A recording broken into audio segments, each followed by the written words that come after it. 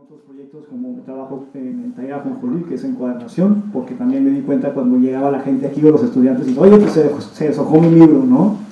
Ayuda. Y yo sé que voy a ir, pues ¿a quién, no? O yo mis libros, cuando lo abrí en una librería, compré uno y en cuanto le quité el plástico se deshojó. Y eso me llevó a pensar, ¿por qué los libros están mal hechos, ¿no? Y a cuestionar y a criticar también a la parte editorial. Entonces pasé de ser alguien que quería libros a 10 pesos porque tenía que salir con mi carrera, a ser alguien que cuestionaba y criticaba toda la industria editorial y por qué el mexicano tiene que pagar por un producto que está mal hecho y por qué en Tijuana no nos llegan la mitad de los libros que se publican en México, por qué Tijuana como una ubicación geográfica tan importante está tan carente en una cultura editorial, ¿no? Entonces, si yo les puedo aconsejar algo es que no pierdan algo maravilloso que es la curiosidad. La curiosidad mueve el mundo, ¿no? Si ustedes no son curiosos y críticos, no criticones, siempre digo, sean críticos, no criticones, ¿no? Para ser criticón cualquiera, pero para ser crítico y encontrar la manera de decir, a ver, ¿no? Se te hace muy fácil criticar, no sé, la feria del libro, pues hazte una, ¿no? A ver, y luego vas y te das de topes. Y aprendes, ¿no? Y vas sumando, y permites que otra gente que viene también, nuevas generaciones, vean y aprendan, y es como tener esta base bibliográfica para tu tesis, ¿no? Lo que ya hicieron, lo que ya investigaron los demás, y no partir desde cero, pero sean curiosos. Cualquier cosa, a los que van a estar aquí que son escritores, ¿no? Tengan curiosidad por saber si ustedes de entrada, ustedes mismos son lectores, son consumidores de libros, compran libros, qué tipo de libros compran y qué precios están dispuestos a pagar por un libro, ¿no? Para que cuando vayan con la editorial y les pidan así un encuadernado en piel y quieren algo así maravilloso, estén conscientes de que va a haber un público que no va a estar dispuesto quizás a pagarlo o si va a poderse pagar, ¿no? Y pensemos el objeto libro como algo que mueve también una economía y que no nada más es la parte cultural y bonita y nostálgica que todos queremos ver. Se tienen que pensar, ¿no? La parte de humanidades se relaciona con todas las demás áreas y eso es lo maravilloso de esta facultad y de lo que sea que estemos estudiando, quienes estamos con este perfil, ¿no? Para la feria de libros se necesitan, hubiéramos empezado por ahí, contadores, administradores, psicólogos, ¿no? No nada más literatos, porque entre puros literatos fue el peor comité que tuvimos, no podíamos hacer nada. O sea, ¿qué saben hacer? Pues leemos, ¿no? A ver, montan las carpas, ¿quién va a poner el saludo? Y ahí vamos, traigan saludo de comunicación, ¿no? Que nos ayuden, ¿no? No podemos poner el cañón. O sea, hay un montón de cosas muy suaves en la organización de un evento. Entonces, podríamos hacer el festival de los tacos o las hamburguesas que les decía, ¿no? Implica una serie de conocimientos y de prácticas que no necesariamente, o para la que no necesariamente estamos preparados con el perfil de literatura, por ejemplo. Lo que pueden hacer, se los recomiendo desde ahorita, es que aprendan todo lo que puedan de otras carreras, tomen optativas, pero más que nada la práctica, ¿no? Y que si tienen curiosidad por hacer algo, se animen y lo hagan, y se acerquen con personas que les pueden ayudar a hacerlo, ¿no? Que aprendan lo más que puedan. Porque nunca está de más saber hacer cosas, no está de más saber conectar un cable o la bocina, o no sé, pero piensen en el perfil de lo que quieren, para qué están estudiando la carrera que están estudiando, ¿no? Y siempre va a haber algo que hacer, y yo no sé ya qué decir. No sé, me esperaría más bien como a la ronda de preguntas, los invito, en serio me cuesta como trabajo como aterrizar porque es como un monstruo lo que se creó a raíz de los libros. El grafógrafo es un proyecto muy amplio que tiene muchos programas y muchas cosas que hacemos. En la feria implica un montón de chamba también. Los animo más bien a que salgan y que platiquen con nosotros y que si tienen dudas los comentemos. Y que si les interesa involucrarse, por ejemplo, en la organización de la feria, que para mí es muy bonito estar de vuelta aquí en la universidad, se acerquen con nosotros porque los queremos invitar a que se sumen a la parte de la organización del evento, ¿no? La idea es que este evento se quede entre ustedes para que lo sigan organizando cada año y que aprendan y se den de topes, como les digo, y aporten cosas nuevas con nuevas miras, ¿no? Y partiendo de las necesidades que tienen ahorita ustedes. Las cosas son muy diferentes para su generación, como fueron para mí o para mis compañeros. Entonces siempre sean críticos y vean qué está funcionando y qué no está funcionando de las cosas a las que tienen acceso y qué creen ustedes que podrían aportar desde donde están ahorita, ¿no? No tienen que terminar la carrera para poder aportar algo valioso ya a la facultad o a proyectos o propuestas que tengan. Entonces, mientras más pronto empiecen a trabajar en aterrizar sus sus ideas, van a tener más tiempo de mejorarlas y eventualmente tener un proyecto como ya más sólido, ¿no? Pero sí, yo les diría que no se dejen engañar con las malas hazañas de decir que no se puede o que no sirve para nada, o los que van a ser escritores y los lectores que pues no somos lectores o que no compramos libros ni nada por el estilo, ¿no? Porque esa frase tan básica como decirle el mexicano no lee afecta un montón de cosas que tiene que ver más allá de la lectura, tiene que ver con que este tipo de eventos como el que está aquí afuera se realice o no se realice. Y hay gente que decide no hacer las cosas porque se van con la finta de, ¿para qué hacemos una feria de libro si el mexicano no lee, ¿no? Pues el motivo por el que la feria salió de la universidad en un momento dado fue porque alguien pensó que no era valioso que los estudiantes tuviéramos acceso a los libros. Como una decisión y estar casado con una idea puede detener el rumbo de muchas cosas, ¿no? Entonces, determinen ustedes que sí se puede y encuentren el camino por donde.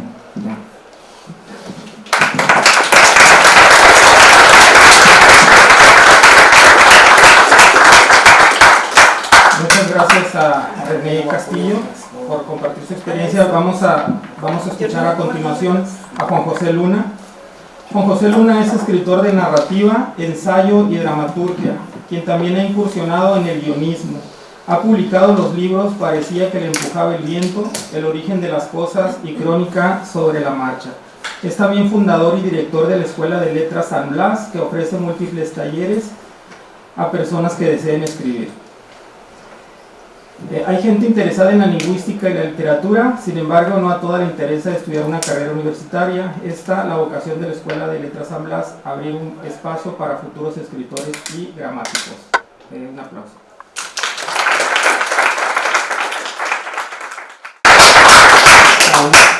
Empiezo hablando de lo que dejó René, lo que dice René, por qué ser escritores, por qué vender libros. ¿Sí me escucho o necesito el micrófono? ¿Sí me escucho?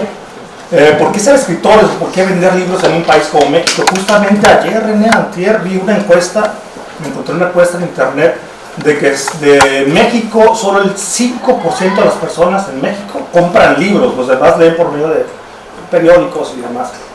El 5% de la población de México compra libros, lee libros. De esos 5%, ¿cuántos leen libros en español o escritos en México? Por ejemplo, la industria más grande del mundo es la industria editorial, es la de Estados Unidos. Son la mayor potencia editorial. Los gringos se leen, el 97% de lo que leen los gringos son literatura escrita en inglés. Únicamente el 3% de su producción editorial es traducción de otras lenguas al inglés. Ustedes aquí supongo que hay gente que estudia la licenciatura de Lengua y Literatura de Hispanoamérica. Supongo, por lo tanto, que están leyendo mucho en español, la literatura que producimos en Latinoamérica. Pero si le preguntamos a los lectores de afuera, ¿cuántos de este 5%, que es una migaja, o sea, no es nada, leen en español? Leen libros, literatura o ensayística o lo que sea, que se hayan escrito en español. Yo me imagino, yo quiero pensar, me arriesgo a pensar, que de 10 libros que leen, solo 3 se escribieron en español. Entonces, aparte de eso, ¿verdad?, de que leemos muy poco, no nos leemos a nosotros mismos. Y no digo que esté mal, para nada, simplemente es una característica que tenemos en México, quizá en Latinoamérica. Estamos leyendo traducciones del inglés, del francés, del sueco, las novelas policíacas y demás. Entonces, aparte de eso, de que no tenemos, o sea, leemos muy poco al español. El español es una lengua hermosa y preciosa y cosas que se dicen en el español, pues sí, es lo que sea, pero no es una lengua comercial literariamente hablando. Cervantes y demás, pero bueno, es otro asunto. Comercialmente hablando, en términos literarios, no nos vendemos, no se lee el español, se lee el inglés, se lee incluso el sueco. Entonces, ¿por qué hacemos esto? ¿Por qué ponemos libros? ¿Por qué escribimos libros? Pues porque nos gusta, porque no vemos la otra forma de llevar la vida si no es contando historias. Bueno, yo empecé a estudiar aquí en el 2008, egresé en el 2012, tenía 35 años cuando empecé a estudiar aquí. Antes de eso tenía una carrera teatral, dirigía y escribía teatro. Pero me cansé en algún momento, no solo me cansé del teatro y lo difícil que es la vida teatral, muy difícil. sino que también a lo largo de mi carrera teatral, que empecé a leer, yo me hice lector a partir de los 33 años más o menos, no leía antes de eso, leía muy poco, y a lo largo de la carrera teatral dije, no, yo lo que quiero es leer narrativa, me gusta más leer narrativa, de hecho leer dramaturgia no me gusta, nunca me ha gustado la dramaturgia, me resulta muy cansado los nombres, es cansado leer, para mí es muy cansado leer dramaturgia, tal vez por eso empecé a escribir dramaturgia, porque no me gustaba leerla, y para dirigir teatro, pues es una historia escrita, necesitas dramaturgia, y la empecé a escribir justamente porque me cansaba mucho, me sigue cansando, no leo dramaturgia ya. Entonces empiezo en 2010, en 2008, salgo en 2012, conocí a René cuando estaba saliendo, salí en el 2009, ¿no? Ahí conocí a René, cuando Pati la conocí después ya había regresado. Aquí conocí a, bueno, ya lo conocí a tiempo, Elizabeth, Angélica, que me dio clases también. Y cuando termino la carrera, bueno, yo entré, a pesar de que la carrera esta, como sabemos, no te hace escritor, yo entré para leer más, leer con más, un sistema más claro, y cuando termino digo, bueno, ¿ahora qué voy a hacer? ¿De qué voy a trabajar? Y me consigo trabajo dando clases en una escuela y en otra, tenía una hora en una escuela, otra hora en otra escuela y demás, y era muy pesado. Para empezar, 2 pesos, ganas 2 pesos. Y moverme de un lugar a otro era muy pesado. Fue cuando dije, no voy a hacer yo una escuela, porque me di cuenta, ya daba talleres yo en el Secut, de que había mucha gente que le interesaba escribir, pero no necesariamente quería estudiar una carrera universitaria. Y fue como dije, bueno, voy a abrir la escuela. Eso fue en 2012, 2013. No me animé a hacerlo porque no tenía la confianza, no tenía el dinero. Ya luego abrí la escuela San Blas en el 2000, hace 3 años, justamente 3 años, en la revolución, no era muy bonito allí la revolución, pero bueno, no salía dinero para pagar la renta, igual que tú, René. Y ya después me fui a mi casa, la adapté, llegó la pandemia y ya todo se volvió, ahora con la pandemia se volvió por medio digital. Y antes invitaba a varios maestros escritores para dar otros talleres. Ya luego cuando se volvió digital todo este asunto, pues ya tuve que hacerlo yo solo porque no funcionaba de ninguna otra manera invitar a maestros, poderles pagar y demás. Entonces, sí hay un montón de gente. Yo no podía, aquí trabajé durante un año, creo que en 2013, 2014, pero solo me dieron una clase. Es una clase la que tuve por semestre, estuve 2 semestres. Y también dije, no voy a venir desde allá solo por una clase. Entonces para mí abrirme espacio fue muy difícil. Yo entré a la carrera por cuestiones literarias, sin embargo me di cuenta que había un campo laboral ciertamente, pero sobre todo en las cuestiones lingüísticas. Todas las universidades, creo yo, dan clases de redacción. Entonces por eso me empecé a abrir hacia la redacción, que no me interesaba mucho la lingüística, y luego terminó por encantarme y ahora me gusta mucho. He aprendido mucho por fuera dando clases, preparándome, pero todo se volvió por la necesidad, no porque yo quisiera dar clases de gramática, me interesaba, pero pues era lo que tenía. Y ahora gracias a esta escuela, que me encuentro un montón de gente, la mayoría de los alumnos que tengo en los talleres de narrativa y de gramática son gente de 40 años para arriba. Son rarísimos los que tengo de 18 o 20 años, son muy pocos. Son gente de 40 años que quiere escribir, que quiere hablar de sus propias historias. Y es más, a la mayoría ni siquiera les interesa convertirse en escritor propiamente dicho, ni siquiera publicar. Dice, yo quiero escribir para mí, quiero escribir por cuestiones terapéuticas, de lo que ya hablará Pati más tarde, y quiero escribir para mi familia. Entonces, para esas personas están dirigidas en los talleres, para quienes están empezando y no quieren darse el tiempo, no les interesa darse el tiempo para estudiar una carrera universitaria que implica 4 años, que implica vivir desde allá. Me acuerdo cuando empecé a trabajar aquí, a estudiar aquí, la primera vez que vine dije, carajo, voy a hacer este recorrido todos los días durante 4 años. A veces tenía carro, a veces no tenía carro, era muy difícil. Mi buen amigo Jesús García, que trabaja aquí, creo, ¿sigue aquí? Jesús García. Pues la pasamos súper mal, éramos los viejos del grupo, bueno, él no era tan grande como yo, y la pasamos muy mal económicamente y nos pedíamos dinero prestado constantemente para poder comer. Era una cosa muy difícil. Y bueno, mis amigos también, mis compañeros que vendían chocolates y un montón de cosas para poderse costear la carrera. No sé ahora, pero en ese entonces no nos obligaban a los estudiantes de humanidades a vender los boletos del... Nos obligan todavía, ya no. ¿Ya no es obligatorio? ¿Ya es obligatorio?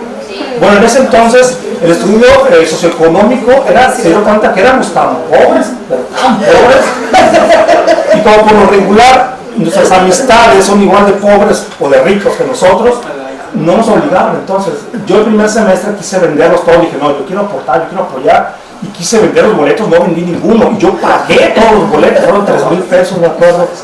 Pues mis amigos son pobres, son pobres igual que yo. Entonces yo pagué, y ya el segundo semestre dije no, ya no voy a pagar. Entonces sí fue muy difícil vivir eso. Me acuerdo que me traía mi latita de atún y comía arroz, y estaba chilito ahí con la comida china, no me acuerdo cómo se llama.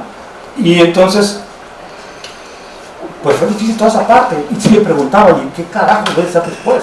Yo sé que de los libros, yo no sé si existe un escritor en México que viva de la venta de sus libros.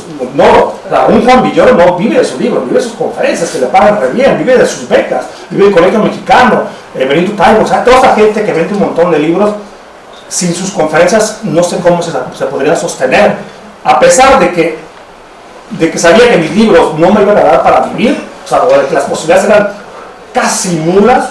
Quise seguirle y dije, bueno, ¿cómo voy a sostener mi carrera literaria? Si no me da para cubrir eso, bueno, pues tengo que hacer lo que sé, dar clases, que ya lo había hecho antes desde que hacía teatro.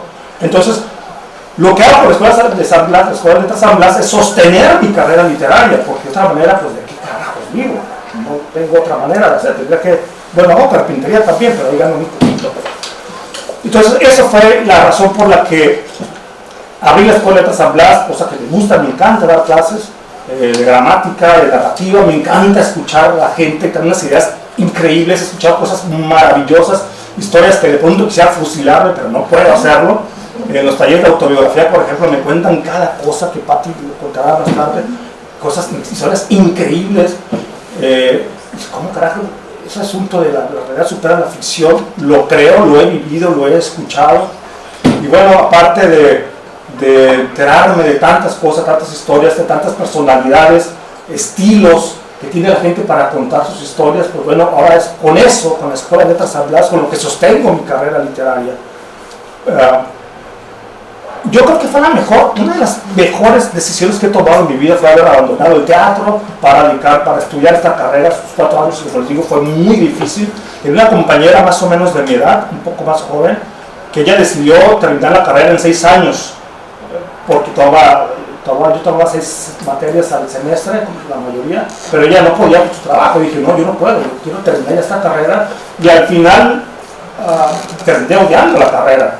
No la carrera, lo pesado, lo difícil que era. El último año me acuerdo que me aislaba a todo el mundo. Nos solíamos sentar aquí afuera, entonces fumábamos mucho, por cierto, y allá en la cafetería, y el último año yo me aislé por completo, ya no convivía con mis compañeros porque fue muy pesado para mí. Ya quería terminar esto, llegaba a tomar clase y me iba a la librería, y pues ahí pasaba el tiempo. Entonces, pues en resumen, esta Escuela de Letras San Blas, donde doy clases, ahora yo soy nada más, la Escuela de Letras San Blas soy yo ahora. Espero regresar pronto de nuevo a clases presenciales e invitar, como decía antes, a maestros, a otros escritores. Y pues bueno, esa fue entonces, por eso nace esta necesidad de abrir esta escuela para sostener mi carrera literaria, y porque al final de cuentas siempre me ha gustado dar clases, porque hablar clases es hablar de literatura, o sea, sí, todo el tiempo estoy hablando de literatura, todo el tiempo estoy analizando textos, todo el tiempo, y eso es lo que me gusta, eso es lo que quise estudiar, y me siento bien en esto. Y bueno, para concluir, fue la mejor idea que he tenido en mi vida, haber dejado el teatro y apoyarme a estudiar literatura, y a partir de eso pues todo se envuelve, toda mi vida gira en torno a la literatura y a la lingüística un poco también, últimamente ya no tanto. Y pues bueno, pues que empezó hasta a decirles que les deseo suerte, como dice René, pues no, sí se puede vivir bien, sacarlo adelante. Una de las maneras de sobrevivir, de sobrellevar la vida en términos económicos, pues es la academia, que es la mayoría de los casos, pero también se puede abrir un negocio, se pueden abrir, dar talleres, dar clases en estas empresas que me han contratado empresas para dar talleres, y me va bien de pronto, ¿no? Pero funciona, me siento bien. Entonces, pues les da mucha suerte a los escritores que están aquí, que me dio mucho gusto cuando me preguntó René quién iba para escritor. Me da mucho gusto siempre ver a esta gente que quiere escribir, les deseo mucha suerte y pues nada, por lo pronto es todo.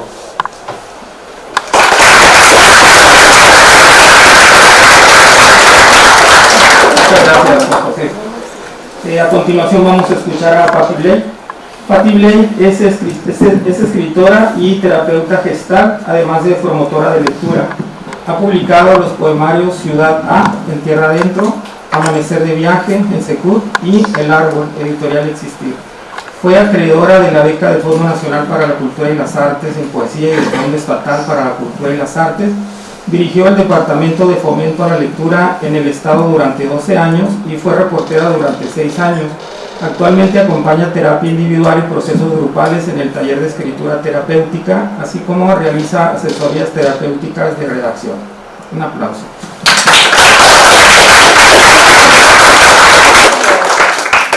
Hola, primero, bueno, gracias a Lili por la invitación. Estoy también muy contenta, como estamos yo creo que todos, de estar aquí. Yo estudié la licenciatura en comunicación, como las compañeras que están acá. Y bueno, ahorita que estamos platicando sobre nuestros proyectos y cómo los hemos ido, no sé, como haciendo crecer y enfocando, pues me surgen muchas preguntas. Tuve que hacerme muchas preguntas también para venir a esta presentación. Ha sido un proceso muy rápido, ha sido un proceso que se ha ido formando así como muy orgánicamente. Como ahorita escucharon en lo que leyeron sobre mi biografía, he hecho diferentes ocupaciones o diferentes cosas en mi vida. Siento que este proyecto es como si hubiera tomado diferentes piezas del rompecabezas, que muchas de ellas eran incluso muy diferentes una de la otra. Esas piezas son gustos, pasiones, y lo que hice fue armar algo que fuera finalmente pues como mi vocación.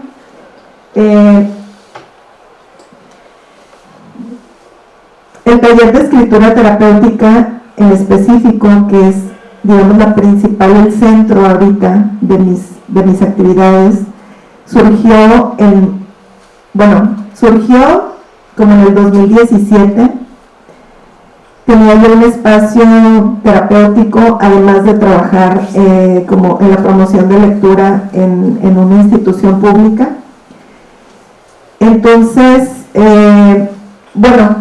en ese tiempo iba a empezar el taller. Ya para entonces, ya había publicado libros de poesía, ya tenía como varios antecedentes relacionados con la lectura, la escritura, ya había sido reportera durante 6 años, había hecho labor de edición y seguía queriendo buscar otra cosa. O sea, de alguna forma mi camino ha sido apasionarme así por algo y de repente como decir, ok, ¿qué más? Ok, ya, aquí se agotó, entonces, ¿ahora dónde, no? Entonces, en ese momento, por una o por otra cosa no se dio. Fue hasta marzo del 2020 cuando dije, ahora sí es momento de empezar este taller, pero resulta que se vino la pandemia. Entonces me tuve que esperar y en junio decidí empezar el taller que tanto había planeado, preparado y que tanto había esperado, ¿no? Me voy a regresar, voy a hacer una pausa aquí y me voy a regresar al origen de todas esas piezas del rompecabezas para que entiendan como de qué está hecho el taller. ¿Alguien de ustedes tiene diario o ha tenido algún diario? Una Yo empecé a escribir mi diario desde que tenía 7 años. Una tía creo me regaló un cuaderno. Yo era fan de los cómics de Archie y yo era fan de Verónica, de Betty, y Betty escribió un diario. Entonces me regalaron un diario y yo dije, claro, yo voy a escribir, ¿no? Entonces empecé, querido diario, no sé qué, ¿no? A partir de entonces y durante los siguientes como 10 años lo hice constantemente, tengo mis diarios de esa época, ¿no? Y para mí era una labor como cotidiana, realmente no le contaba a nadie que tenía un diario, era para mí y ponía lo que me sucedía, lo que me preocupaba y así, ¿no? Con el tiempo, bueno, entrando a la adolescencia, me empezaron a interesar muchísimo los temas de desarrollo personal y empecé a leer mucho sobre eso también. Eso me llevó a la idea de querer estudiar psicología, pero me sentí un poco en conflicto porque me gustaba todo. Me gustaba la música, estudié piano durante 10 años, me gustaba la danza, bailé en un grupo de danza folclórica 10 años también. Me gustaba todo me gustaba, así lo creativo, entonces me sentía un poco confundida y al mismo tiempo por las cosas que yo estaba viviendo en mi vida personal, sentía que quería vivir bien y que yo no sabía cómo, ¿no? Entonces me interesaba la gente que yo veía como, ay, mira, se ve como que es feliz, como a ver qué hace o qué, ¿no? Entonces, bueno, todo eso parecían piezas muy diferentes una de la otra. Bueno, seguí escribiendo, esta escritura diaria me llevó a la escritura creativa. Yo quería ser cuentista, novelista, hasta ahora sigo siendo un rotundo fracaso en eso. Encontré la poesía, y la poesía sí me hizo descubrir todo un mundo diferente. La poesía yo la descubrí ya que estaba en la universidad. Imagínense, hasta la universidad yo tenía la idea de la poesía como algo aburrido, como algo rimado todo el tiempo y que como que no. El caso es que, bueno, en aquel tiempo estaba el taller de poesía de la UABC en extensión, no me acuerdo cómo se llama, extensión cultural o algo así. Y bueno, me metí a ese taller, estaba el poeta Gilberto Zúñiga y ahí descubrí mucho de lo que yo no sabía que era poesía. Y bueno, a partir de ahí empecé a escribir. Me encantó el hecho de poder decir a través de la poesía, con otras palabras, describir las realidades que están como abajo de la realidad que regularmente nombramos. Me gustó poder descubrir que con las metáforas podemos llegar a comunicar mucho más allá, ¿no? Entonces, bueno, me salté el hecho de que yo me metí a estudiar comunicación y bueno, entré a estudiar comunicación porque el periodismo me encantaba y yo quería ser reportera y yo me veía como así haciendo eso toda mi vida. Terminé, entré a trabajar el periódico Frontera, estuve ahí trabajando, como les dije, 6 años y fue una labor muy enriquecedora, también pesado, porque la vida de reportero es una vida pues entregada, es como si fueras doctor pero con un sueldo de no doctor. Entonces, o sea, sí me encantaba, pero no, por ese lado como que había algo medio desequilibrado ahí, ¿no?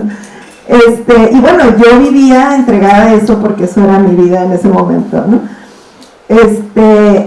Llegó un momento en el que yo sentí como que se repetía mucho el asunto de las notas. Me parecía que había ciclos anuales donde ya sabes qué nota vas a ver en el periódico, ya sabes qué es lo que vas a cubrir y así, ¿no?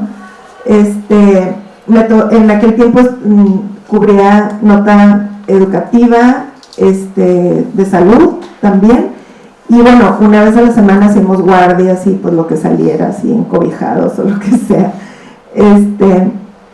Y bueno, llegó el momento en el que yo dije, es que no, a ver, necesito buscar algo que realmente yo disfrute y en el que puedo usar todas mis habilidades y mis intereses. Yo quería como integrar eso que tanto me gustaba.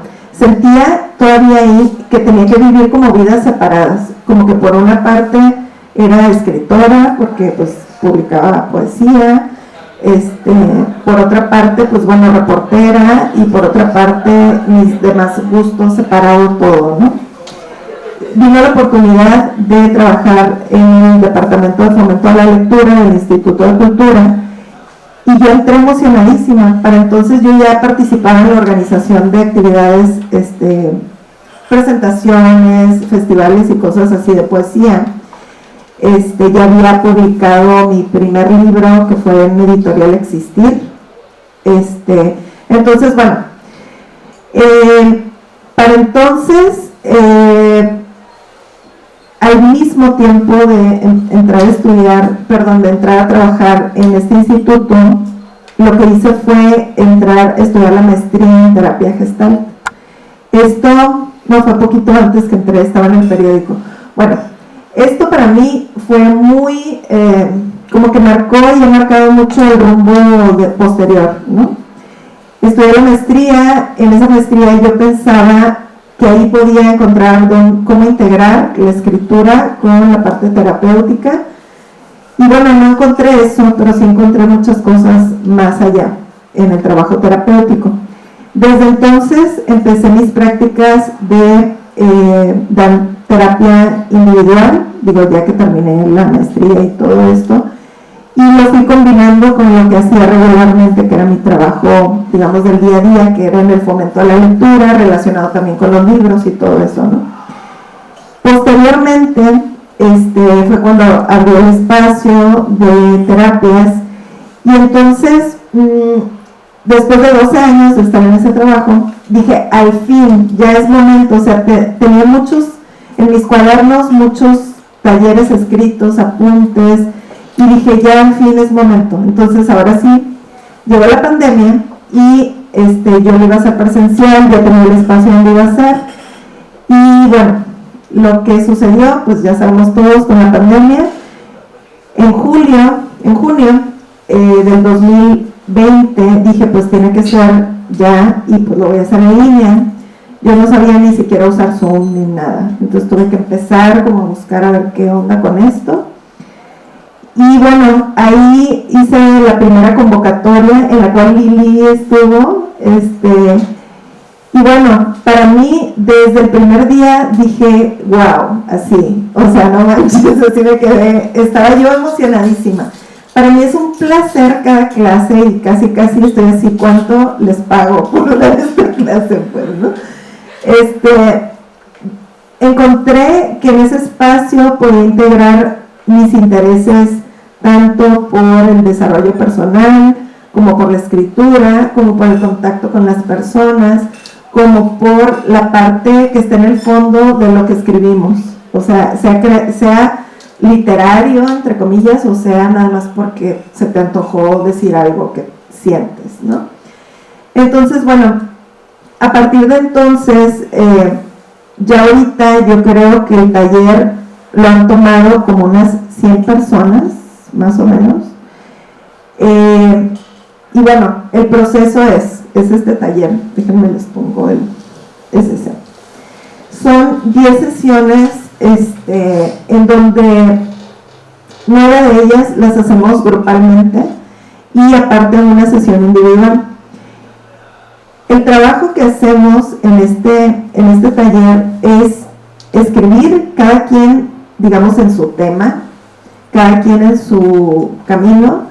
Hay quienes llegan más con intereses más desde lo académico, o desde lo literario, o desde quiero escribir unas memorias personales, o desde la pandemia me enseñó lo que es la ansiedad y quiero hacer algo. Entonces, bueno, lo que hacemos en el taller es usar la escritura como una herramienta de bienestar. Ese es el fondo del asunto. A mí me encanta, y yo desarrollo en mi vida personal la escritura creativa. Sin embargo, en mi taller lo enfoqué más en la escritura terapéutica. O sea, la finalidad no es que te salga bonito, ni que te salga así estético, aunque claro, sí hay quienes quieren tomar ese camino, pero les digo, bueno, empecemos por lo primero, ¿no? Que es tú el cuaderno, tú la escritura, y bueno, vamos a ver qué encontramos en ese camino, ¿no? Entonces, bueno, a partir de aquí, como les digo, participan en mis talleres personas tanto que vienen de la parte literaria como incluso desde la terapia, ¿no? Hay quienes dicen, bueno, yo he ido con terapeutas y me recomiendan que escriba, pero pues ya escribe, haz tu diario y ya, sigamos la terapia, ¿no? Entonces me di cuenta y me sorprendía mucho cómo no hay una guía para eso, o sea, cómo no los guiaban más allá. Y bueno, eso es lo que yo hago ahora. Estoy trabajando tanto sesiones terapéuticas individuales con trabajo de escritura también opcional, porque descubrí aquí en este taller que la escritura no es para todos, o sea, es para quien quiere. Si quieres, sí es para ti, ¿no? Pero si no, también hay personas que, no sé, a lo mejor trabajan sus emociones y sus asuntos a partir del deporte, a partir de caminar, a partir de pararse de cabeza o lo que sea. Y bueno, hay muchas formas de hacerlo, a partir de irte a tomar el café con tus amigos o de ponerte a tejer, ¿no? La escritura en este enfoque pues tiene la finalidad, es una finalidad como de que sea útil. Y bueno, aquí se preguntarán, bueno, ¿y todo esto que tiene que ver con la licenciatura en comunicación que estudiaste, no? Lo que quiero decirles, así en conclusión después de todo esto, es que me parece que nuestra vocación tiene que ser lo que marque el asunto, o sea, lo que guíe nuestros actos. Yo me encontré en diferentes ámbitos, me sentía como incompleta, y en esta combinación que armé encontré que había más piezas que estaba usando. Entonces para mí queda la reflexión de que bueno, si no existe lo que, digamos, la fuente de trabajo que tú quieres o la que embona perfecta para ti, pues de qué forma lo puedes hacer o crear, ¿no? De qué forma puedes inventarlo. Si existiera un taller como el que yo imparto, yo creo que yo lo hubiera tomado, no lo hubiera ofrecido, pues, ¿no? Entonces, como yo busqué y no encontré, claro, hay muchos talleres de escritura terapéutica, hay investigaciones en otros países sobre el tema, hay muchas cosas, sí existe, digamos, un sustento teórico al respecto y muchos estudios al respecto. Sin embargo, me parecía que no tenía todas las piezas que yo quería ver en un taller y por eso inventé este taller. Y me encanta porque esta práctica de compartir y de hablar de esto, así como ahorita mencionaba Juan José, si de todos modos estoy hablando de esto todo el tiempo, pues ¿por qué no? Es público cautivo, así, no le digan a nadie.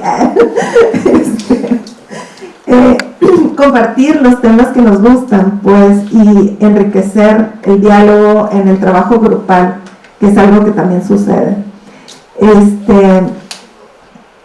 Y bueno, pues yo creo que la invitación que les hago es a preguntarse qué piezas de qué rompecabezas tengo.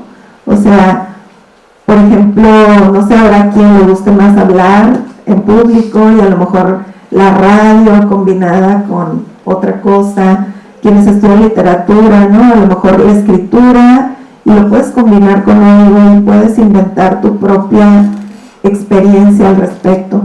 En cuanto a los retos, que ya así para finalizar, han sido muchos. Yo creo que el principal reto es mantener viviendo con todas las exigencias de la vida cotidiana y al mismo tiempo sacar como energía adicional para mantener un proyecto y así como levantarlo, ¿no? Cuando yo empecé este proyecto hace 2 años y medio, yo empecé de cero, o sea, yo he empezado muchas cosas desde cero y lo empecé otra vez. Y me vi como, híjole, pues he hecho un chorro de cosas y otra vez estoy empezando, pero dije, pero estoy empezando en lo que me gusta, en algo que yo amo hacer. Y yo creo que eso aporta muchísimo y te ayuda mucho a ver más allá. Más allá de los retos de que, bueno, te siguen llegando las cuentas que pagar, tengo 2 hijos, imagínense, pues todo lo que implica, pues, ¿no? Pero yo creo que la energía nos viene precisamente de que terminas de hacer esa actividad y te sientes revitalizado y te sientes emocionado. Bueno, yo así me siento cuando lo hago. Entonces yo creo que aprendí y me di cuenta que a partir de esto, pues yo no espero menos de lo que yo hago, a lo que yo me dedique, o sea, ¿es eso o es eso? Pues no es otra cosa. Y claro, a lo mejor después quiero meterle otra pieza al rompecabezas a mi proyecto. Han entrado otras piezas, por ejemplo, dar asesorías de redacción a personas que se vuelve como una especie de terapia a redacción, o realizar diferentes actividades que se mueven entre la terapia, la redacción, la creación literaria, pues la escritura, y bueno, eso es lo que hago. Y siento como que hay mucho que decir, pero bueno, ya se acabó el tiempo. Gracias.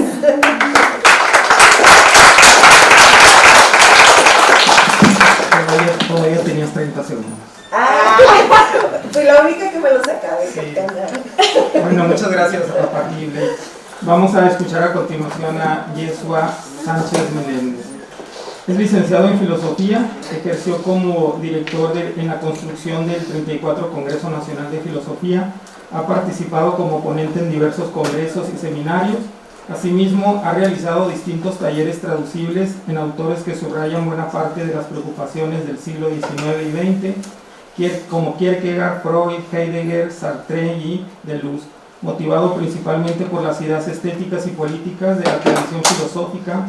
Actualmente dirige una librería en línea nombrada Superficie, especializada en filosofía y literatura clásica. Un aplauso.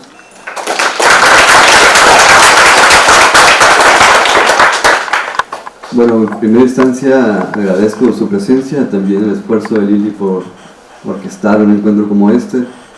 Y voy a ir respondiendo las preguntas a cómo fueron presentadas, las repito otra vez, en qué consiste el proyecto, qué motivó, si conté con un apoyo o financiamiento, cuáles han sido los mayores logros, los desafíos y recomendaciones finales. Pues voy por el inicio. Superficie, que es el proyecto que gestiono, es un proyecto personal y en sus momentos más alegre, colectivo.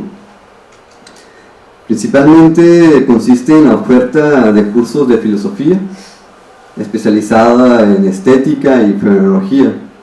Y por otro lado también consiste en ser una librería en línea, como se mencionó, especializada en literatura clásica y filosófica. Y por ahí hay un esfuerzo especial porque los cursos que se ofertan coinciden con la lista de libros seleccionados en la página. Eso para facilitar una especie de acceso a las fuentes de los problemas que se van a ir desarrollando en los cursos. Por otro lado, y entre otras cosas, también se divulgan autores, libros, conceptos, interpretaciones de la tradición filosófica que ayudan a comprender o dimensionar los problemas ontológicos o políticos que vamos viviendo y que van atravesando el mundo. Siendo las plataformas digitales como Instagram, Facebook, Meet, los principales mecanismos de divulgación y de contacto. Algunas de las diligencias hasta ahora han sido pues cursos impartidos por su servidor, tematizados, como venía aquí en la biografía, por autores como Heidegger, Sartre, Kierkegaard, Deleuze, pero también cursos que responden o plantean preguntas a temáticas que en secreto personalmente a mí me conciernen, sin ninguna otra justificación. Siendo esta región del proyecto quizás la más atractiva pero a la vez angustiante, ya que esbozar una pregunta, una disertación filosófica o inaugurar una problemática implica plantearse líneas de fuga, encontrar vacíos en los discursos, agenciar un fenómeno, una causa, hacer exégesis de la tradición filosófica, finalmente presentarla en un curso de manera ordenada. En suma, el trabajo que hace cualquier investigador. Siendo así, esta región del proyecto un esfuerzo donde yo encontraría una dimensión auténtica, donde por lo menos estoy encontrando mi propio estilo, mi voz. Los cursos que han sintetizado este esfuerzo hasta ahorita han sido dos, uno titulado La Catástrofe, que ahí se intentaron fijar algunas nociones sobre el proceder artístico, en particular sobre la pintura, algunas nociones que yo creía cruciales en epogé, producción, poesis, algunos conceptos filosóficos. Era de alguna forma, yo no soy muy interdisciplinario, no me gusta mucho esa parte, me gusta más bien pensar en filosofía y ver qué puedo robar a otras disciplinas, no tanto aportar. Entonces, finalmente, por ahí va la línea. El concepto de soledad, si lo creen como muy cerrado esta propuesta, parece solitaria, meter la filosofía en un recipiente hermético. Simondon, pueden revisarlo, él tiene un concepto de soledad, donde él explica que la soledad es la apertura. También en Heidegger, la soledad implica una apertura hacia el mundo. Lo abierto es el Dasman en Heidegger, el Dasman somos los otros, la muchedumbre, el ruido, el estruendo. Y en la soledad por primera vez se empieza a apreciar el tintineo de las campanas, el brillo de las copas, el contacto genuino con una persona que ya no está. La soledad, y así también entiendo la filosofía como un proyecto, es un proyecto solitario en el sentido en el que también tiene que cultivarse interiormente y en ese ejercicio posteriormente podrá haber aportaciones. Otro curso que también sintetiza este esfuerzo es un curso reciente sobre la teoría de los colores. Ahí se hizo una revisión sobre problemas ontológicos respecto a los objetos y la percepción frente al espectáculo colorístico. Y bueno, esto me conduce a la siguiente pregunta: ¿qué motivó a emprender el proyecto? A priori, al proyecto no recuerdo haber sufrido una motivación crucial para decidirme por esto. Una motivación siento que tiene que ver con una toma de decisiones, con un juicio. En mi caso fue más, y coincido con René, Patti y Juan, fue una necesidad, fue una sensación. En primera instancia era necesario para mí relacionarme de esa forma. Encontré en los cursos y en la filosofía tensiones que me ayudaban a relacionarme con el mundo. Lo privado posteriormente se convirtió también en político, social, hay una responsabilidad también frente a los otros. Y en una segunda instancia, pienso esos cursos como una especie de entrenamiento para intentar realizar en un futuro, a la medida de mis capacidades, aportaciones significativas a la tradición filosófica.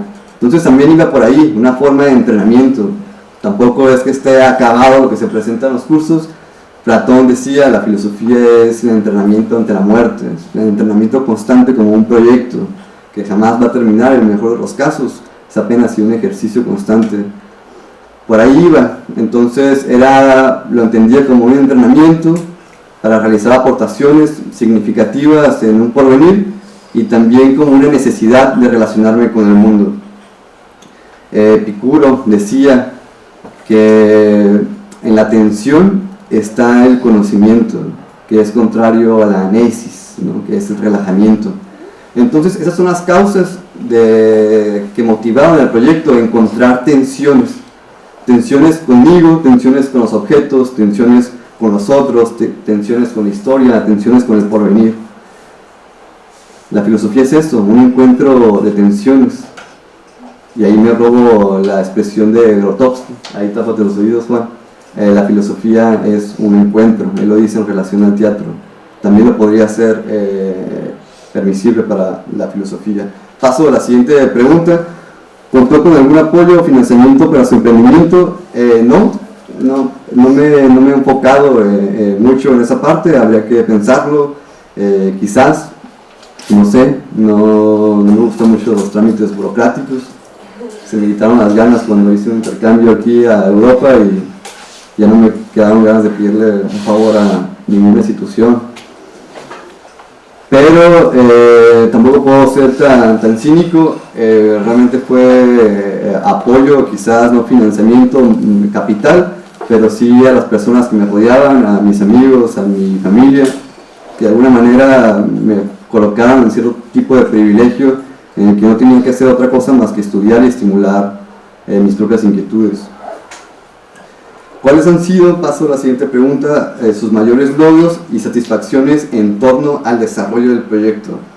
Como les decía, la filosofía es un encuentro.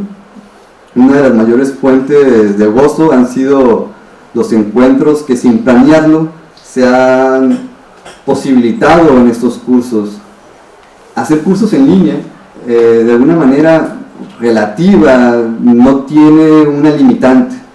Hay limitantes en todo tipo de proyecto, pero está virtualmente el acceso, la posibilidad a encuentros con personas de otros países, de otras regiones de la propia república, otras edades, de otros rubros, de otras disciplinas. Entonces yo creo que eso ha sido lo más atractivo. En el curso anterior entró un chico de España que tenía estudios teológicos, una maestría en estudios teológicos en España, en Madrid. Entraron 2 chicas de Argentina y naturalmente diversas personas de distintas regiones del país. Y entraron mis amigos, ¿no? Que siempre es un apoyo significativo, sobre todo personal. Así empezaron estos cursos. Yo empecé mis cursos por petición de amigos. Francisco, el que está ahí de chamarra morada, fue la primera persona. Yo estaba en tercer semestre en la universidad y en ese tiempo leía mucho a Freud, estaba muy metido con el psicoanálisis y me solicitó que abriera un curso sobre psicoanálisis, donde planteábamos algunos fundamentos claves, algunas problemáticas y sobre todo lo más atractivo, pensar filosóficamente el psicoanálisis, que se prestaba muchísimo la disciplina y sobre todo como lo plantea Freud. Entonces así empezaron cursos que eran para mis amigos, pasaron los años, también de pronto Kierkegaard se convirtió en un personaje importante dentro de mi exploración filosófica. Hicimos uno sobre Kierkegaard, uno sobre Heidegger, uno sobre Nietzsche, y de pronto empezaban a llegar personas de otras facultades y de otras regiones exteriores a la escuela. Recuerdo un momento en el que llenamos un salón, creo que era un seminario sobre Kierkegaard, era a lo largo de todo el semestre, todos los cursos eran a lo largo de todo un semestre, y se llenó el salón y llegaron los chicos de comunicación. Yo estaba en 4º semestre. Llegaron los chicos de comunicación, yo estaba frente al pizarrón presentando algunos conceptos y ellos pensaron que yo era un profesor de la facultad, ¿no? Era maestro de la OEC. Al día siguiente, pues en el portal de Facebook sale la nota de que el profesor Yesua de la Facultad de Filosofía estaba dando un curso sobre Heidegger. Y lo que me sorprendió bastante es que los chicos resumieron, hicieron una síntesis de los contenidos del curso y sin ser de filosofía sintetizaron muy bien las pautas que se plantearon ahí. Pues ya ese tipo de relaciones, ese tipo de encuentros son los que entiendo como las cosechas de este esfuerzo, más allá del carácter monetario que pudiera tener. La filosofía en origen es eso, Deleuze lo decía, la filosofía es algo que se hace entre amigos. Sócrates hacía filosofía entre amigos, bajaba a una plaza, a un puente, a un gimnasio. La filosofía es eso que se hace entre amigos. No tendría ningún sentido mantenerlo en el ámbito privado. ¿Cuáles han sido sus mayores desafíos de emprender desde humanidades? Tampoco lo tengo muy claro, los desafíos siempre son constantes, quizás ahora, y coincido con Juan, principalmente es regresar al espacio presencial. La pandemia virtualizó los encuentros, hubo muchos beneficios, pero también hay algo, no me gusta la palabra, pero algo mágico dentro del contacto directo con nosotros. Realmente allí el encuentro entre una pupila y otra inclusive puede catalizar preguntas o sensaciones mucho más interesantes y hace mucho más rico las disertaciones filosóficas que puedan ocurrir, ¿no? Es un campo de batalla más directo, entonces pues simplemente para no perder esa dimensión, yo quisiera, es mi reto personal, regresarlo al ámbito presencial. Y el otro reto es de que yo me regresé a la ciudad de Ensenada, soy gerundio de ahí, y pues Ensenada no es una ciudad con tradición literaria, humanística. Allá lo que se hace es fumar marihuana y tomar vino, no hay otras cosas. Aquí tampoco es muy diferente, pero por lo menos está la tradición humanística. Entonces, pues ese es el reto. Ahorita yo no tengo mucha confianza en Ensenada, quizás sería un reto que si lo veo muy complicado voy a seguir por el ámbito virtual, ¿no? Ha tenido muchos frutos ese lado, igual que no te restringe a un territorio, ¿no? Bueno, la última pregunta: ¿qué les recomendaría a los estudiantes que estén por egresar? No sé, igual yo no me siento capacitado como para brindar un consejo.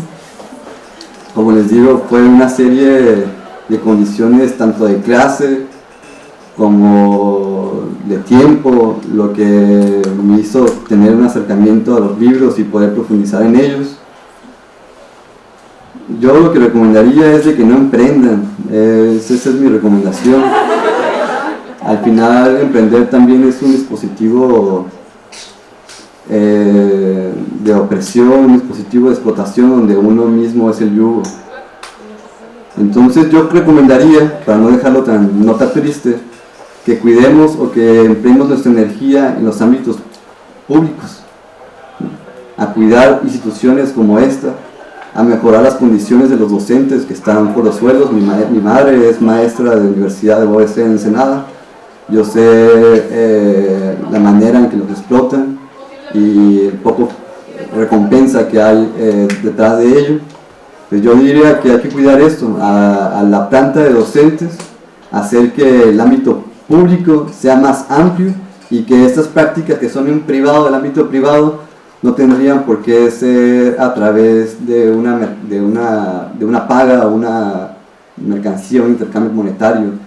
Deberían también existir en el ámbito privado, porque si hacemos un proyecto yo creo que es porque encontramos la falta dentro del sistema, pero también la idea es regresar, ¿no? Regresar y hacerlo privado un ámbito público, ¿no? Bueno, muchas gracias.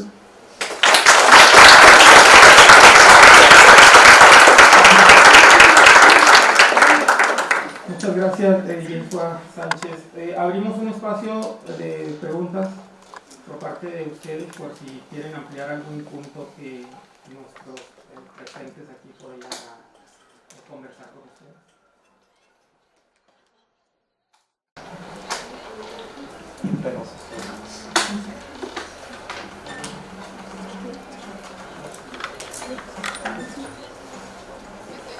Sí, adelante.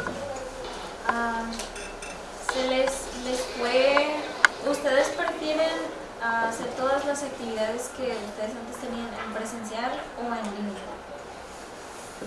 ¿Cuál fue la pregunta? Sí, es que yo, por lo que escuché, algunos de ustedes decían que fue muy difícil el hecho de la transición de cuando empezó la pandemia, que muchas de sus actividades tuvieron que empezar a hacerlas en línea. Ustedes, ahora que ya está por acabar la pandemia, ¿prefieren esa experiencia que tuvieron en línea o presencial?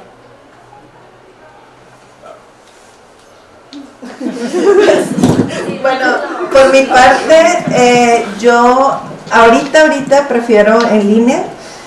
Descubrí, o sea, para mí era impensable hacer un proceso terapéutico en línea, o sea, por lo que implica, digo, quienes han ido a terapia saben que pues es muy importante la presencia del otro ahí. Tuve que ajustarme a que fuera en línea y descubrí un mundo que no me imaginé. O sea, yo fui la principal sorprendida en esos procesos. Encuentro que en los procesos tanto grupales como individuales existe la posibilidad de darnos cuenta, que nos caiga el 20 tan profundamente como en presencial. Entonces, ahorita te puedo decir que yo prefiero en línea por a lo mejor el asunto práctico de con mis hijos y todo esto, que sigo, pues ya sabes, de llevarlos, traerlos y todo eso. Pero bueno, también digo, hoy más tarde en el Secut voy a dar una clase que yo adoro dar cada año y es presencial y me encanta. Entonces me gustan las dos, pero la pandemia me regaló como el concepto, abrió mi concepto de que en línea podía ser igualmente bueno, pues, ¿no? Bueno, a mí en mi caso, yo cuando hablaba hace rato que terminé en el 2012 la carrera y ya en ese entonces ya empezaban las clases virtuales. Por suerte no me tocó ninguna porque yo me resistía a tomar una clase virtual. Ahora empecé a darla cuando empezó la pandemia. Fíjate que no, o sea, son dos cosas distintas. Tengo un grupo, por ejemplo, los miércoles, donde tengo una escritora del norte de California, otra de Texas, otra está en Tecate, otra está en Ensenada. Entonces, o sea, yo la paso muy bien, me siento muy cómodo. Me siento ahí en el escritorio con una copa de vino, con una cerveza, o sea, me siento muy bien. Sin embargo, pues lo presencial siempre va a estar, implica otras cosas, desplazamientos, o sea, las dos, yo me ajusto a las dos, me siento cómodo en las dos. Si tuviera que decidir, si me pones una pistola en la cabeza, me quedaría con lo presencial, pero me he ajustado. Decía esto, cuando empezó la pandemia sí me costó mucho trabajo empezar con las clases en Zoom, sí fue difícil al principio, acostumbrarme sí fue difícil. Tienes que hablar, algo que pasaba, que hablar más fuerte, gesticulas más, tienes que hacer más énfasis. Esto lo hacía inconscientemente, ya luego me di cuenta que estaba exagerando en todo, porque sientes que pues este lenguaje paralingüístico se disminuye en el video. Entonces ya cuando me di cuenta de esto ya le bajé, entonces ya no termino tan cansado, porque sí me cansan más las clases en línea que las presenciales. Pero ya cuando me di cuenta de esto ya me relajé y las disfruto las dos. Pero sí me quedaría con la presencia, definitivamente.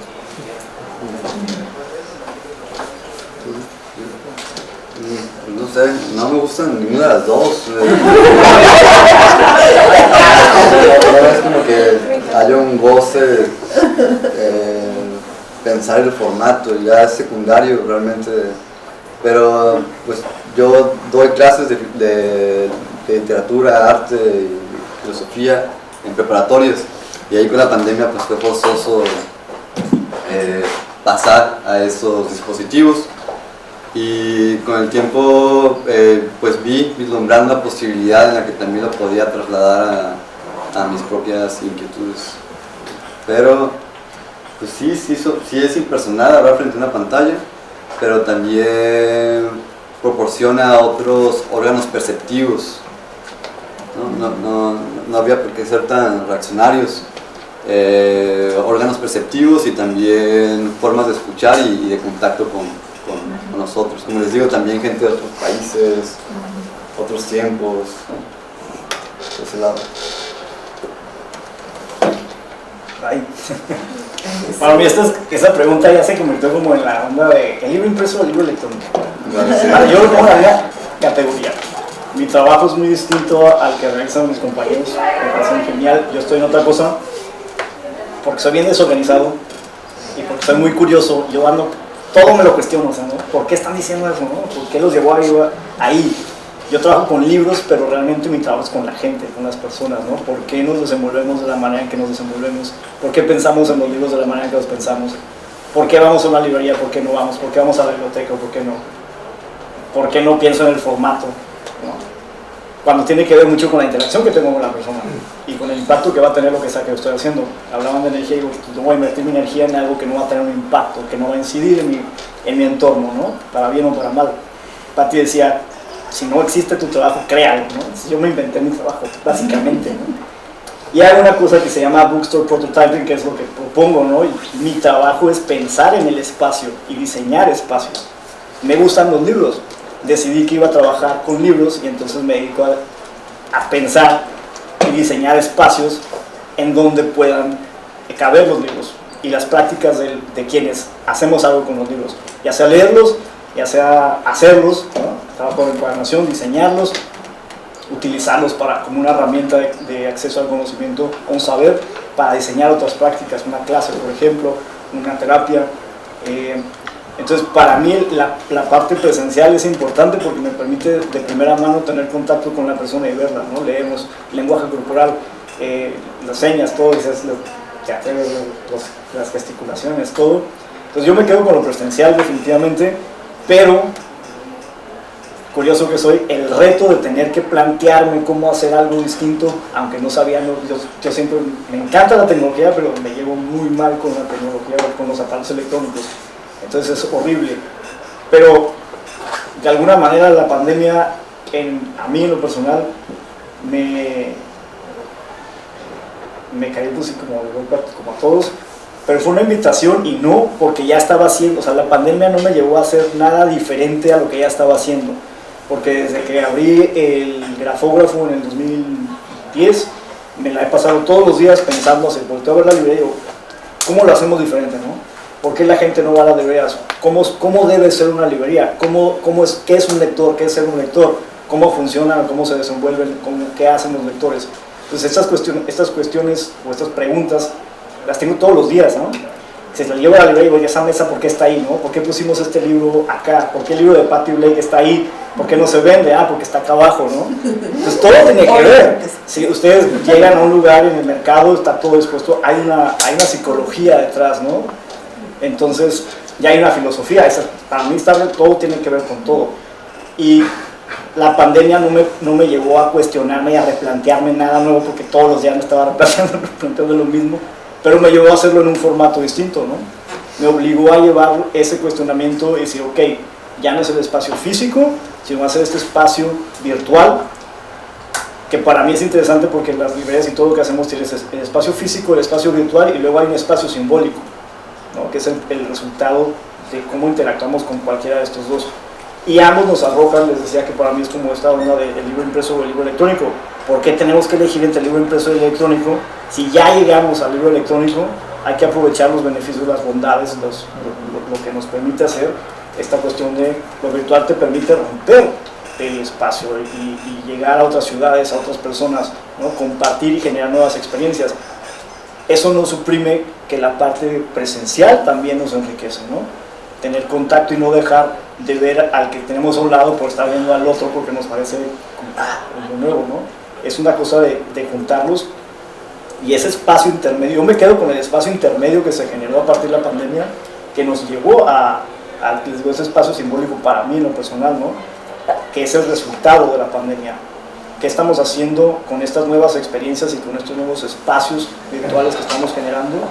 ¿De qué manera le aportan algo, un conocimiento nuevo que pueda aplicar en el momento en el que decida volver a lo presencial? Porque mucha gente todavía está haciendo reacia a lo presencial. Ya ni salgo de mi casa, ¿no? O ya me di cuenta que no necesito salir de mi casa, ¿no? Para sobrevivir.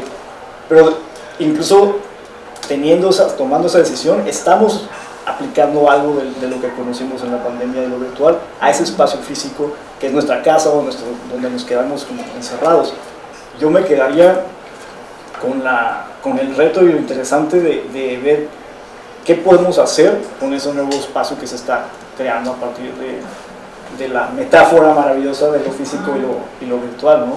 Pero para mí lo presencial siempre va a ser lo más importante, porque como seres humanos yo creo que sí estamos hechos para interactuar con nosotros, ¿no? Incluso para poder tomar la decisión de aislarnos, ¿no? En algún momento tenemos que volver al otro y a salir para ver qué estamos haciendo, ¿no? ¿Cómo va? No sé. Tenemos tiempo para más preguntas. Si les da pena pueden anotarla y nos la pasan en las clases. En lo que piensan... Un comentario, Julián. Bueno, en principio felicitarlos a todos, creo que los publico casi a todos. Más que una pregunta es, yo creo que reconocer y celebrar el evento en términos de lo benéfico que puede esto suponer para los estudiantes de nuestras áreas de humanidades, pensando por los perfiles que tenemos de egreso, ¿no?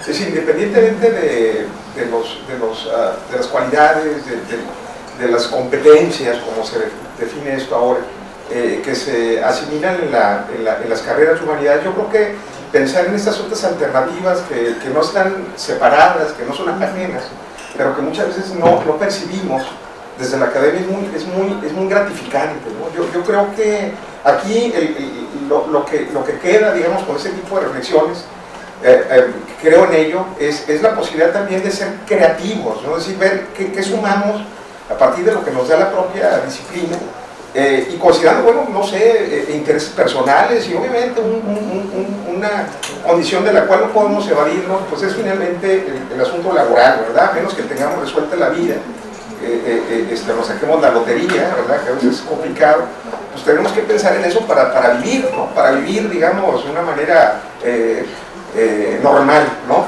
Entonces, dicho lo cual, celebro mucho, digamos, este tipo de foros.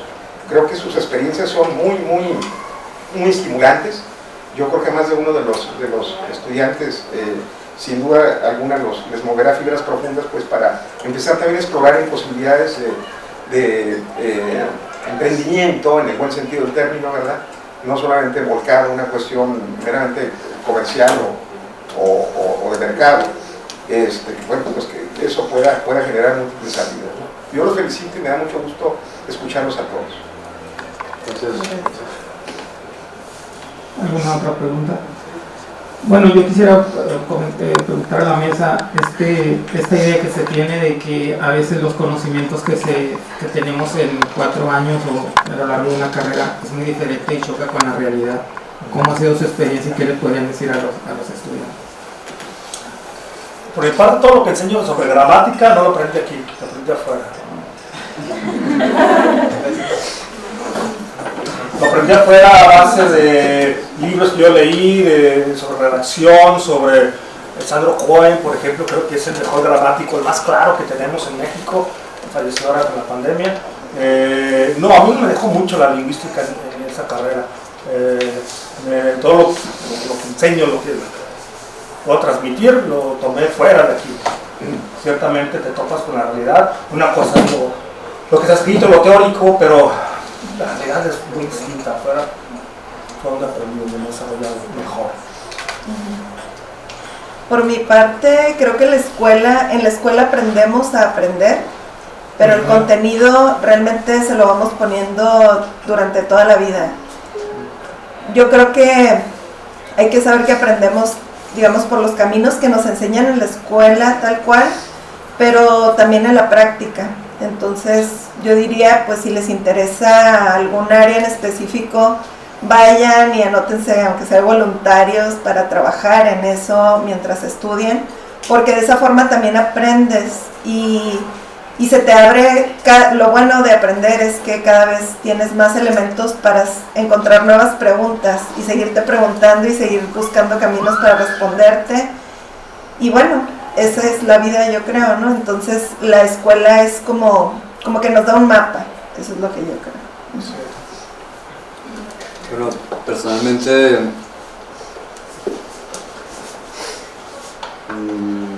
la búsqueda de conocimiento está implícita en la propia etimología de la palabra filosofía.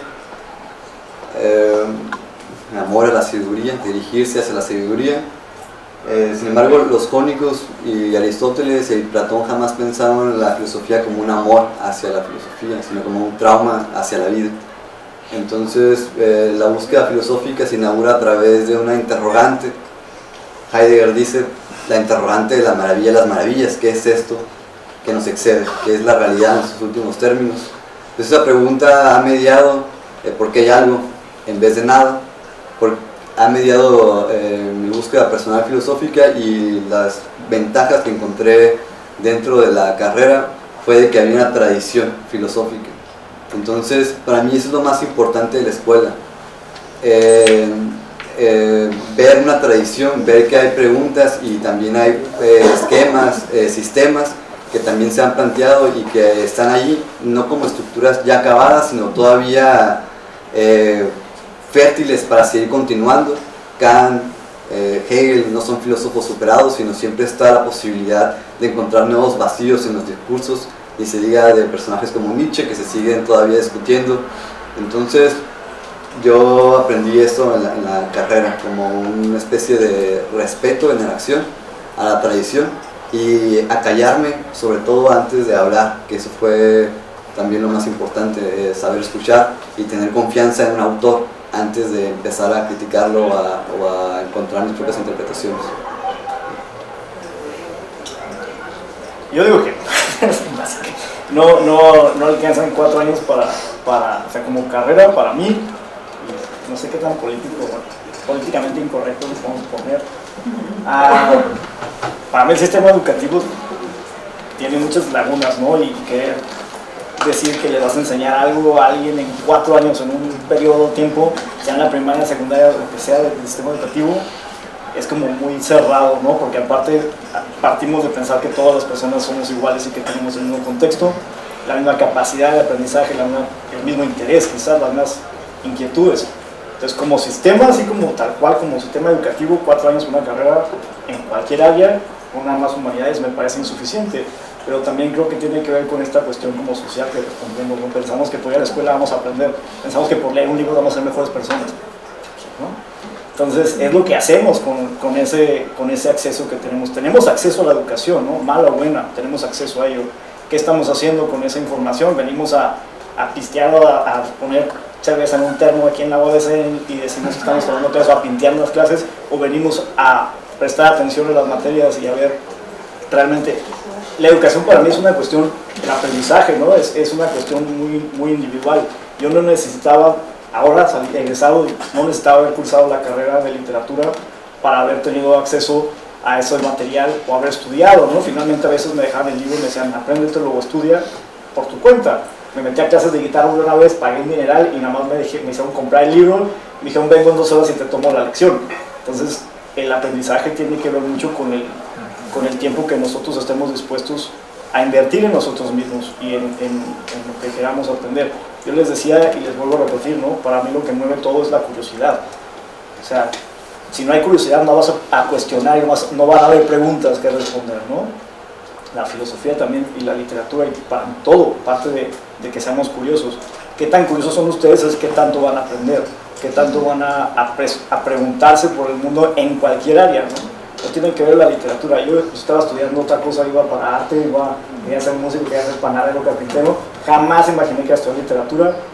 No creo que la carrera te forme como un escritor, es una herramienta, ¿no? Y de nuevo es lo que vas a hacer con ello.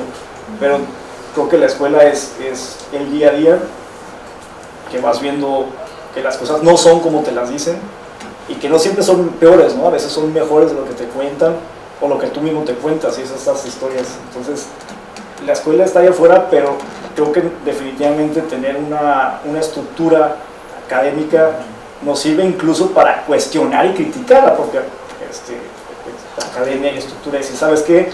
No es por aquí, no vine aquí a aprender, vine a desaprender toda esta cuestión social que me han inyectado desde que estaba chiquito, porque el simple modelo educativo, ¿no? El homeschooling a mí es mejor, pero para cuando crecí me enteré de eso, ya me había chutado la primaria, secundaria y todo, pero nos da las herramientas para ver nuestra realidad, porque hay que partir de que todos tenemos un contexto súper diferente y en base a ello tomar decisiones y movernos por la vida, ¿no? Entonces, saber que después de la licenciatura en letras te da por meterte a otra licenciatura, no a una maestría, a una segunda licenciatura, pero en psicología, o meterte a filosofía, o no sé, yo me metí a una maestría de industrias culturales y creativas y me faltaba poco y la dejé porque dije, están aquí nomás porque les interesa cobrarme, ¿no? No les interesa realmente, ni siquiera en ningún momento nos preguntaron qué era una industria cultural o creativa. Y en el momento en el que yo dije, oye, podemos partir de preguntarnos qué es eso, nos faltaba 1 año para terminar la maestría y nadie de ahí pudo contestar la pregunta. Entonces, realmente necesito una maestría de 2 o 3 años y pagar un dineral para que no me resuelvas una inquietud que tengo y que realmente me genere un aprendizaje. Yo cuestiono el sistema educativo y creo que es importante que lo cuestionemos no para nada más criticarlo como a la mala, sino para ver qué podemos hacer, qué tipo de emprendimientos podemos hacer, qué cosas hacemos para cambiarlo, ¿no? Y que a futuro nuevas generaciones tengan otras preguntas, pero no las mismas, ¿no? Si los mexicanos, por ejemplo, no puedes vivir dignamente de ser escritor, ¿qué estamos haciendo nosotros como generaciones de literatos para que ese contexto cambie, ¿no? ¿En dónde está el problema? ¿En la industria editorial? ¿En qué parte? Y hay que partir de nosotros. Entonces, más allá de decir, ching, tengo que vivir mi vida y tener mi parte como mi vida como autor, mi vida como mi parte personal, además, es qué estamos haciendo con este acceso a la educación que tenemos para cambiar eso a futuro. Ahí. Muchas gracias. Antes de... Sí, tengo comentarios. Sí, adelante. Esto del emprendimiento me hace pensar que está como configurando las nuevas formas como prototipos de ser en la sociedad. Por ejemplo, uno pues va a la escuela o se educa y tiene estas ideas como de voy a ser médico o voy a ser cocinero o voy a ser maestro, pero ahora como que esta visión de emprender cualquier tipo de profesión o actividad desde cualquier ámbito, ya sea de literatura o desde la mercadotecnia, por ejemplo, no sé, pues como que da una apertura, ¿no?, a cambiar esos prototipos de ser en la sociedad. Y bueno, yo lo veo en ese caso, solo que siento que apenas, o como que apenas yo estoy percibiendo que viene desde la literatura o la cultura, o se está fortaleciendo más bien. Y yo creo que eso está muy padre, porque tanto como ustedes, que felicidades, y a los próximos que estén inspirados o estén pensando en crear proyectos así, pues fortalezcan pues esos prototipos, ¿no?, de ser en la sociedad, que impulsen pues la cultura, la filosofía, la literatura. Entonces eso me parece interesante. Espero que en la cultura ya no se piense nada más como en esos clásicos, ¿no?, prototipos de ser. Muchas gracias. Bueno, para cerrar este evento, vamos a entregar un reconocimiento a nuestros invitados y lo voy a leer, que dice así. Universidad Autónoma de Baja California, Facultad de Humanidades y Ciencias Sociales, otorga el presente reconocimiento a René Castillo, Patti Ley, Yeshua Meléndez y Juan José Luna por su distinguida participación en la mesa denominada Emprendiendo desde la literatura y la cultura, el día 20 de mayo del 2022 en la Sala Audiovisual de Piñera, en el marco del Foro Nacional de Emprendimiento en Humanidades y Ciencias Sociales en esta unidad académica, por la realización plena del hombre, firma directora doctora María de Jesús Montoya Robles. Un aplauso para nosotros.